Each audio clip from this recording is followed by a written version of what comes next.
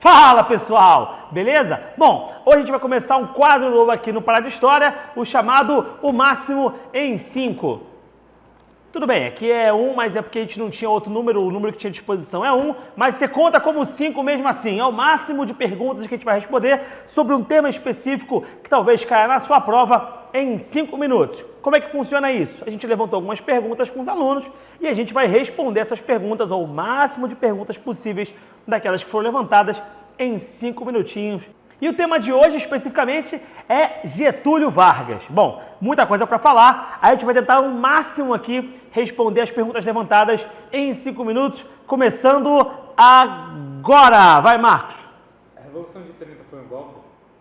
Bom, vamos lá. A Revolução de 30 foi um golpe? Bom, Vargas chega ao poder, como alguns de vocês devem saber, em 1930, após perder as eleições presidenciais. Vargas fica na chapa com Minas Gerais e a chapa com Minas Gerais perde as eleições para a chapa paulista, que tinha como seu candidato Júlio Prestes. No entanto, a despeito de ter perdido, Vargas dá um golpe político, se organiza, junto com os setores que o apoiavam, para chegar ao poder. O fato é que esse grupo que Vargas teve como apoio, que se chama Aliança Liberal, entendia que aquilo era um ato revolucionário, mas sim, pode ser entendido como golpe porque rompe a norma do período, e a norma definia que o eleito deveria assumir o comando do país. Mas como eles entendiam que estavam fazendo uma mudança profunda, estavam levando o país para um crescimento, eles chamam isso de Revolução de 30, mas sim, pode ser entendido enquanto um golpe. Vamos lá, Marcos. Qual é a principal diferença? Eita.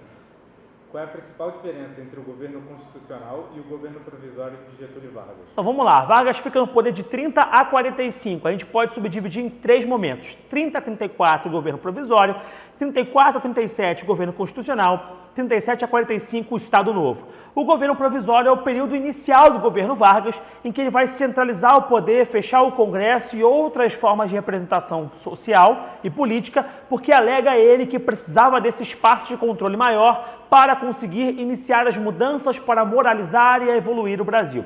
Então essa é a marca do governo provisório, perfeito? Muito rapidamente falando.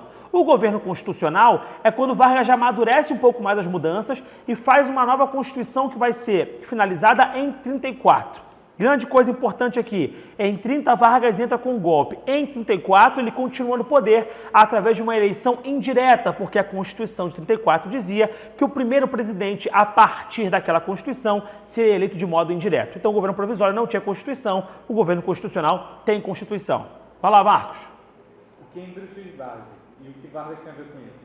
Bom, vamos lá. Vargas, quando entra no poder, fala que o Brasil precisava avançar, fazer indústrias de base. O que é indústria de base? É uma das fases do avanço industrial de qualquer país. Os países têm a indústria de base, a indústria de bens de consumo e a indústria de bens de produção e, por fim, a indústria de bens de consumo. O Brasil tinha indústrias de bens de consumo, ou seja, aquelas indústrias que produzem os bens que vamos utilizar no cotidiano, mas não tinha indústrias de base. O que é a indústria de base? É a indústria que dá base para o crescimento industrial. Hidrelétrica, siderúrgica, metalúrgica, ou seja, aquela grande indústria pesada. Vargas investe nisso porque entende que o industrialismo era o caminho para o país avançar. Dessa forma, teremos a economia avançando e o país criaria mais empregos. Então, Vargas foi um dos grandes vetores para a criação da indústria de base no Brasil, desde o governo constitucional até o Estado Novo, inclusive depois, quando ele volta no chamado segundo governo de Vargas, de 51 a 54. Vamos lá, Marcos. O que foi o DIP?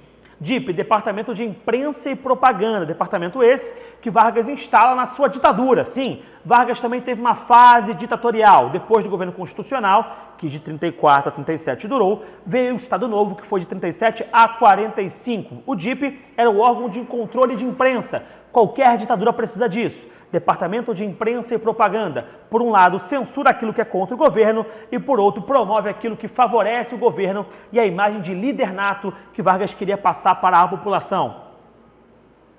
Vai, Marcos.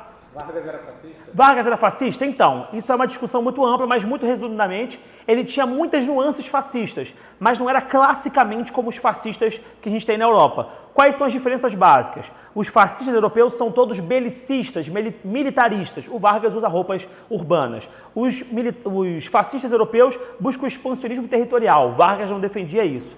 E na Itália e na Alemanha também tem a ideia de partido único, não só lá, nos fascismos em geral. E Vargas era contra partidos naquele momento, era apartidário. Mas há outros elementos de fascismo sim. perseguição, censura, falta de liberdade de associação, cerceamento dos direitos políticos e outras coisas mais. Portanto, ele tem similitudes com o modelo fascista, muito embora não seja classicamente encaixado aí. Vamos lá, tá acabando, vamos lá, Vargas, vamos lá, Marcos, tá acabando. Vai. Porque Vargas foi o pai dos pobres. Porque Vargas dava um jeito de criar um sistema de corporativismo, ou seja, os pobres ganhavam direitos trabalhistas a partir do Estado Novo, aliás, desde antes, com a forte sindicalização, mas, ao mesmo tempo, não podiam fazer greves e se levantar contra os seus patrões. Então ele foi o pai dos pobres porque ele deu direitos trabalhistas, ou pelo menos ele fez assim parecer que deu direitos trabalhistas. Na verdade, ele só atendeu às demandas populares. Em contrapartida, era a mãe dos ricos porque não permitia levantes contra os patrões. Tá acabando, para 3 segundos, faça a pergunta. Vargas instalou mesmo uma ditadura? Sim, já respondemos isso. Próximo.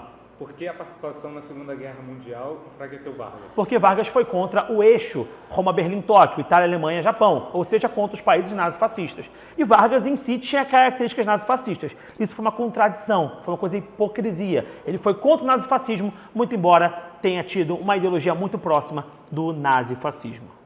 É isso, pessoal. Fechamos em 5h25, sei lá, 5h24, uma coisa assim.